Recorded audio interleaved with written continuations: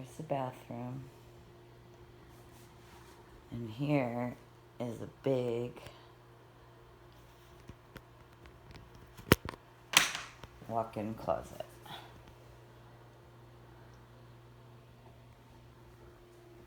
Let's get a window so it's bright.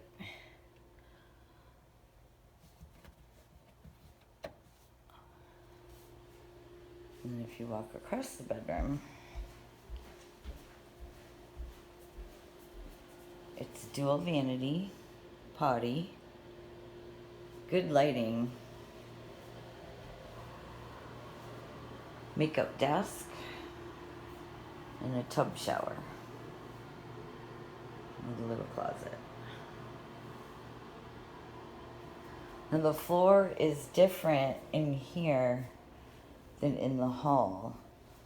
I think that's a linoleum that follows through into the baby's room. I'm not gonna go in to the baby's room, just, just in case.